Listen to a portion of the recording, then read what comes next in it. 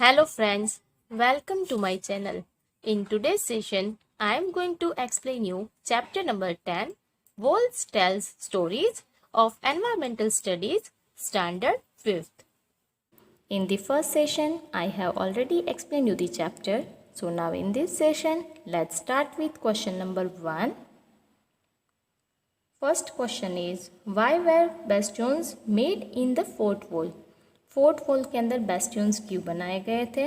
Answer is bastions were made to safeguard the fort from the enemies. Enemies से fort को बचाने के लिए एनिमीज जो है वो अटैक ना कर पाए, और अगर करते हैं देन वेल एडवांस में ये लोग अलर्ट हो जाए with the help of the bastions. That's why बनाए थे। Why were big holes made in them?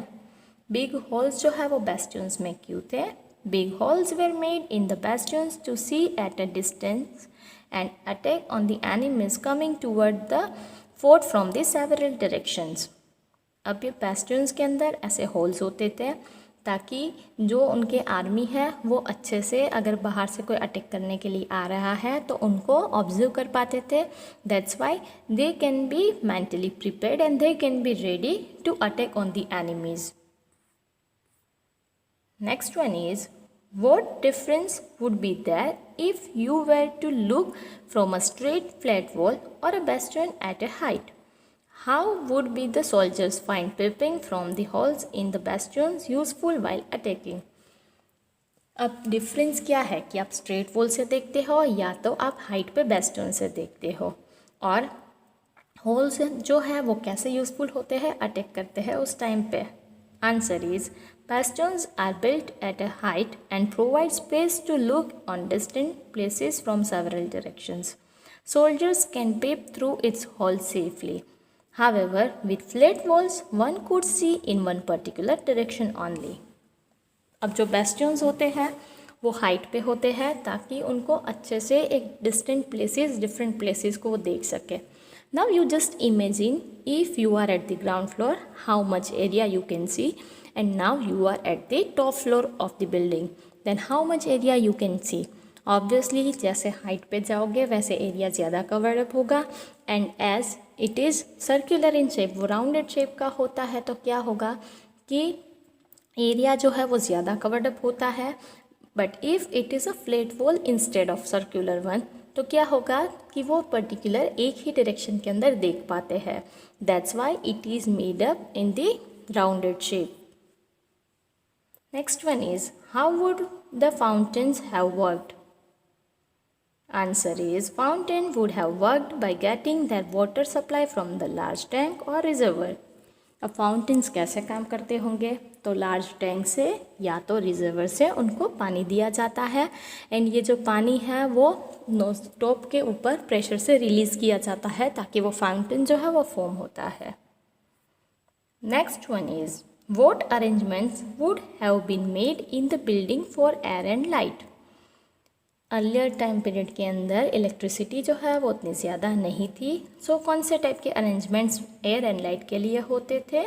Answer is, large doors, windows and ventilators would have been made to allow air and light to enter in the building. अब बड़े बड़े doors बनाए जाते थे, Windows and ventilators बनाए जाते थे ताकि एयर एंड लाइट जो है वो सफिशेंट मिले। वेंटिलेटर से क्या होगा कि if air is warm then it rises up, गर्म हवा जो है ना वो ऊपर जाती है, तो वो वेंटिलेटर से बाहर चली जाएगी, एंड जो कूल एयर होती है वो नीचे की साइड आती है तो वो वेंटिलेटर से अंदर आएगी। सो क्या होगा कि जो टेम्परेचर होता है पर्टिकुलर प्लेस का वो वेंटिलेटर्स की हेल्प से मेंटेन रहता है। Next one is, look carefully at the picture of the beautiful carving on the wall. What kind of tools would have been used for such fine carving? अब आपको ये carving देख सकते हो, इसको बनाने के लिए कौन कौन से टूल्स यूज़ हुए हैं? Sharp cutting tools like chisel and hammer made up of iron would have been used for such fine carving. ऐसे कार्विंग के लिए चीजल एंड हैमर जो है उनका यूज़ किया गया होगा। Next question is, imagine what would happen if there was no electricity for 1 week. What are the things that would be difficult to manage without it?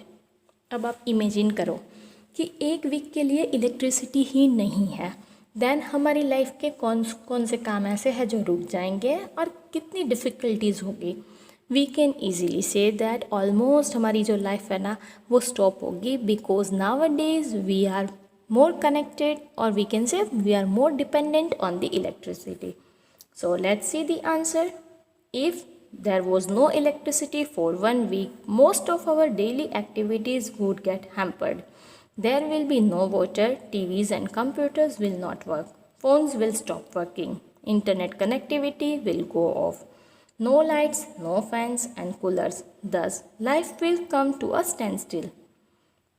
अगर electricity एक week के लिए नहीं है तो हमारी जो डेली लाइफ की एक्टिविटीज़ है ना वो ऑलमोस्ट हैम्पर हो जाएगी, वो ऑलमोस्ट स्टक हो जाएगी, बिकॉज पानी नहीं होगा, टीवी नहीं होगा, कंप्यूटर फ़ोन जो है वो सब वर्क करना बंद करेंगे, इलेक्ट्रिसिटी नहीं है दैन इंटरनेट की कनेक्टिविटी भी नहीं रहेगी, फैंस, कूलर्स, लाइट्स कुछ भी नहीं होगा। सो हम बोल सकते हैं कि हमारी लाइफ जो है वो स्टैंड स्टिल हो जाएगी, इट मीन्स ऑलमोस्ट रुक जाएगी। Next question is, have you recently read or heard about any country attacking or going to war with another country? अभी आपने क्या सुना है कि एक कंट्री जो है वो दूसरे कंट्री के साथ वॉर कर रहे हैं या अटैक कर रहे हैं? Answer is yes, recently I heard about India attacking the Pakistan.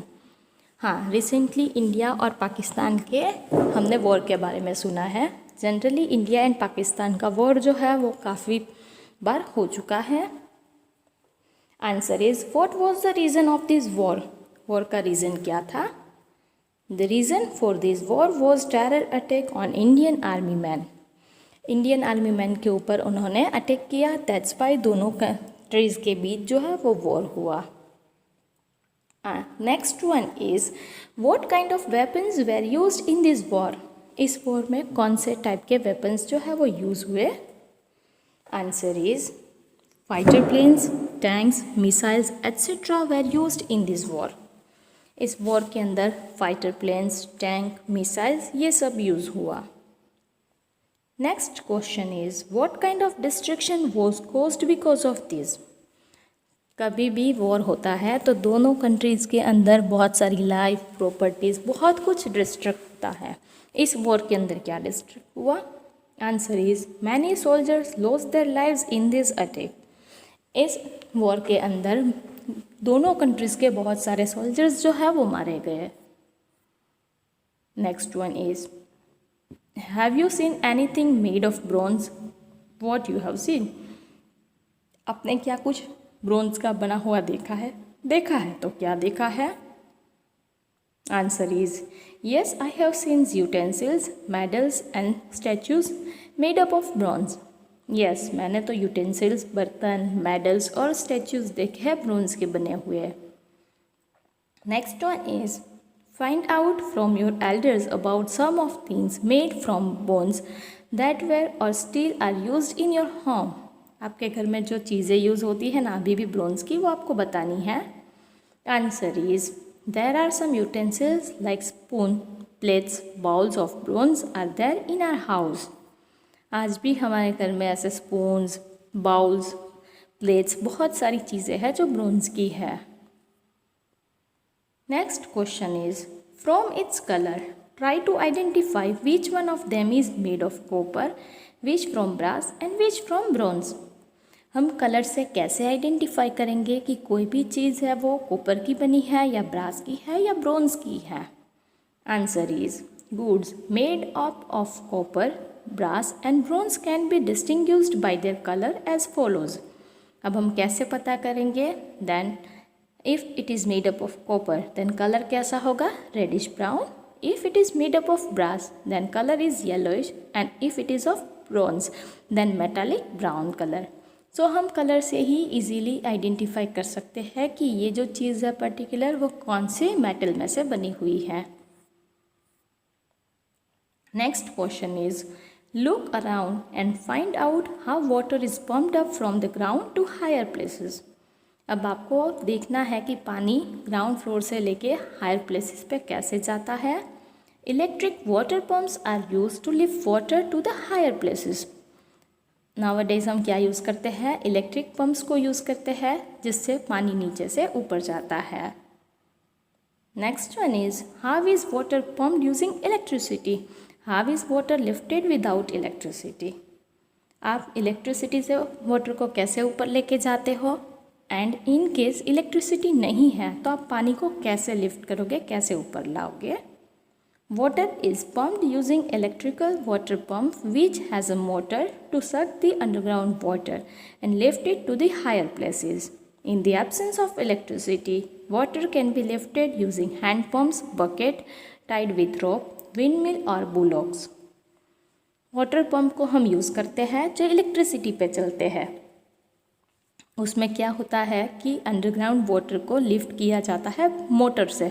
Motor नीचे से पानी खींचती है एंड हायर प्लेसेस पे वो उसको पहुंचाती है। अगर मान लो कि इलेक्ट्रिसिटी नहीं है देन हम पानी को कैसे लिफ्ट कर सकते हैं, हैंड पंप के थ्रू, या तो रोप के साथ एक बकेट टाई करके कर सकते हैं, या विंड मिल से, या तो फिर बुलोक की हेल्प से। Next one is what kind of pots have you seen around you. आपने अपने आसपास कौन से टाइप के पोट्स देखे हैं। I have seen several kinds of pots like clay pot, copper pot, bronze pot and steel pot. मैंने मिट्टी के, कॉपर के, ब्रॉन्ज के, स्टील के, ऐसे अलग अलग मेटल्स के जो पोट्स है वो देखे हैं। Try to find out from your grand parents about the other kinds of pots and pans they used in their time. आपको अपने ग्रैंड पेरेंट्स के साथ डिस्कस करना है और आपको जानना है कि उनके टाइम में किस टाइप के पोट्स यूज़ होते थे। My grand parents use pots and pans made up of brass, clay, stainless steel and copper. अब कॉपर के, ब्रांस के, क्ले के, ऐसे डिफरेंट जो है वो पोट्स यूज़ होते थे। अर्लियर टाइम में इस टाइप के पोट्स यूज़ होते थे जो क्ले के बने हुए होते थे, but nowadays this kind of the designer clay pots are also available. ये जो है वो डिज़ाइनर है, पहले के टाइम में इतने डिज़ाइनर नहीं थे। कॉपर के जो आते थे पोट्स वो सिंपल होते थे। ये आपको यहाँ पे दिया है ब्रास का, then stainless steel. Next question is have you ever been to some museum or heard about it, what all things are there in a museum. क्या आपने कभी म्यूजियम विजिट किया है, और अगर म्यूज़ियम विज़िट किया है तो उसके अंदर कौन कौन सी चीज़ें देखी हैं। Answer is yes, I have been to a museum. In a museum you can see various antique pieces which take you to back in the history. There are pots, tools, jewellery, weapons and utensils used by the people in past. Some artistic things like paintings and stone carving can be seen in the museum. Museum के अंदर हम क्या देख सकते हैं, तो बहुत सारे एंटीक पीसेस होते हैं। अगर उनको देखेंगे तो हम पास्ट हिस्ट्री में जा सकते हैं, because we can come to know कि वो लोग कैसी लाइफ जीते थे, कैसे वेपन्स यूज़ करते थे, यूटेंसिल्स कैसे थे, उनकी इवन ज्वेलरी है, टूल्स है, पोट्स है, ये सब भी म्यूज़ियम में रखा जाता है। इवन अगर उनके किंगडम के अंदर कोई आर्टिस्ट रहते हैं देन उनके पेंटिंग्स है, स्टोन के कार्विंग्स है, वो सब भी म्यूज़ियम के अंदर रखा जाता है। Next question is there any old building or monument near your house which people come to see? If yes, name it. सूरत के अंदर ऐसा कौन सा ओल्ड मॉन्यूमेंट है? Yes, Surat castle is one of the famous monument. Surat castle जो है ना वो काफ़ी फेमस है। पोर्टुगीज़ जब इंडिया के अंदर आए तब ये बनाया था, and this one is one of the famous monument of Surat. Next question is have you ever gone to see an old monument? Which was that? Did you feel it told a story? What would you know about those time from it? आपने किसी old monument को visit किया है? अगर आपने visit किया तो उस मोन्यूमेंट ने आपको कुछ स्टोरी बताई। इट मीन्स अगर आप किसी भी प्लेस पे जाओगे ना, उसको विज़िट करोगे, then you can conclude something about that particular place. और आपको क्या पता चला उसके बारे में? Answer is yes. Once I went to see Taj Mahal in Agra. I felt like it was telling me a story of love and grace of that time. We get to know about the architectural skills, art and culture of that time from it. हाँ, मैंने Taj Mahal visit किया है। ये हमें उस time के ये जो शाहजहाँ है उन्होंने बनवाया था अपनी बेगम के लिए। तो उनका जो प्यार था उसके बारे में पता चलता है, उस टाइम पे आर्ट कैसी थी, कल्चर कैसा था, ये सब कुछ पता चलता है।